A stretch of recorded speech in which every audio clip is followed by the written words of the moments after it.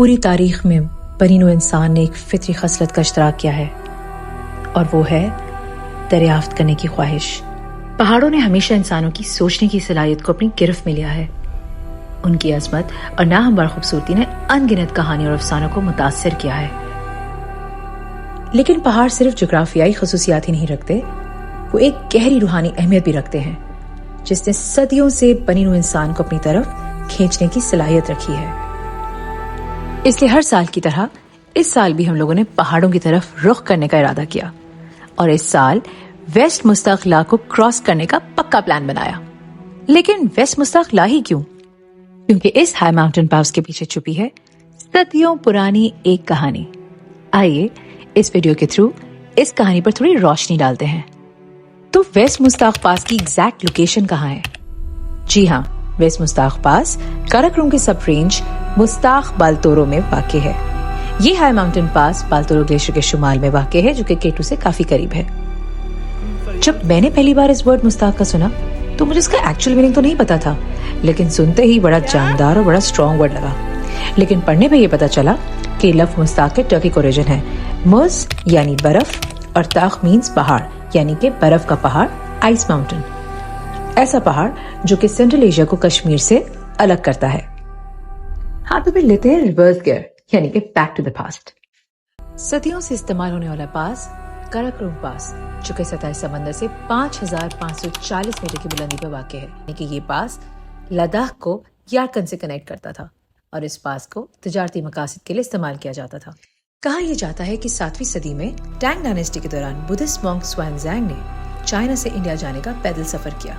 अब हम अंदाजा लगा सकते हैं कि स्वानज़ैंग के लिए पैदल सफर कितना मुश्किल होगा।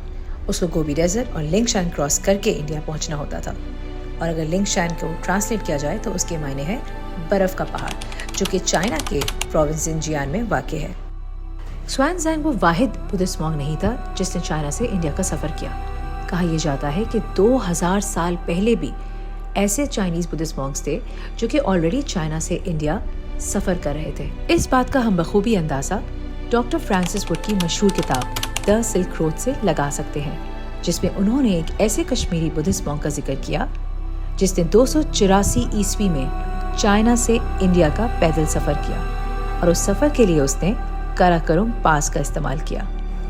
डॉक्टर फ्रांसिस वुड का यह दावा है कि अगर एक आम इंसान काराकोरम पास हजारों साल पहले इस्तेमाल कर रहा था तो इस पास का इस्तेमाल यकीनन बहुत आम था।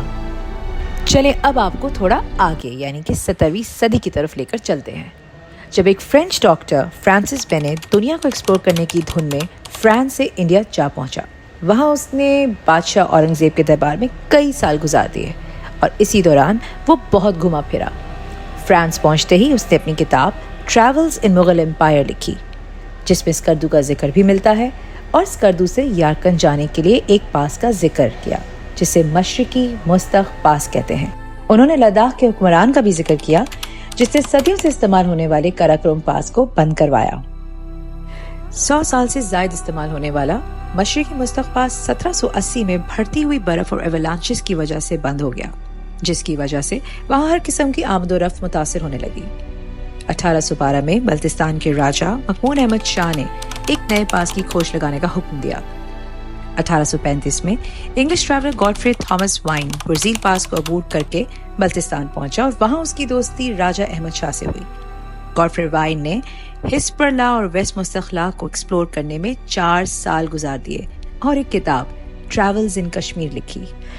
हम एग्जैक्टली ये तो नहीं जानते कि मगरिबी मुश्ताक पास इस्तेमाल के लिए दर हकीकत कब खोला गया, और ये भी नहीं जानते कि राजा अहमद शाह के दौर में दरियाफ्त होने वाला ये मगरिबी मुश्ताक पास किसी और कदीमी दौर में भी ज़ेरे इस्तेमाल था कि नहीं। हाँ, मुमकिन है, हत्ता कि इम्कान है कि मशहूर चाइनीज मॉन्क फैक्जियान ने 399 ईस्वी में चाइना से इंडिया जाने के लिए मगरिबी मुश्ताक पास का रास्ता इख्तियार किया।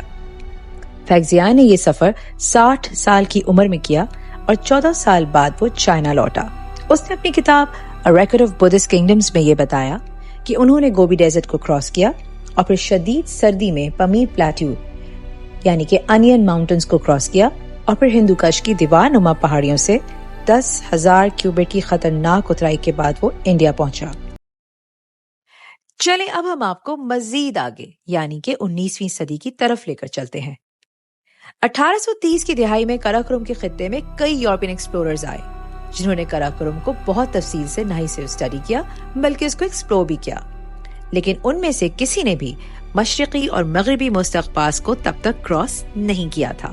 پھر 1862 میں گاڈوین آسٹن نے مغربی مستقلا کو عبور کرنے کی کوشش کی، لیکن خراب موسم کی وجہ سے انہوں نے کیمپ اس تاریخی مقام پر کیا جہاں پنما اور چیرنگ گلیشیئر کا ملاپ ہوتا ہے۔ گاڈوین آسٹن کے مطابق اس وقت مغربی مستقلا کسی تجارتی مقاصد کے لیے استعمال نہیں ہو رہا تھا، ہاں کچھ بلتی لوگوں کی آمد و رفت ضرور موجود تھی۔ 1887 میں برٹش ایکسپلورر ینگ ہسبینڈ نے مشرقی مستقباز کو عبور کیا اور بحفاظت اسکولے پہنچ گیا۔ آئیے جانتے ہیں مغربی مستقلا کو کس کس نے عبور کیا۔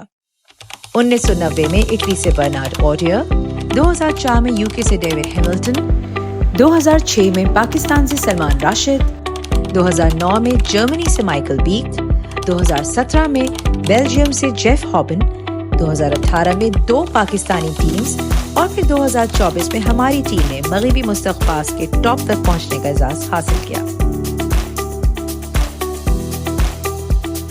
یہ تو ابھی تاریخ تھی، اصل کہانی تو ابھی باقی ہے۔ Stay tuned for more.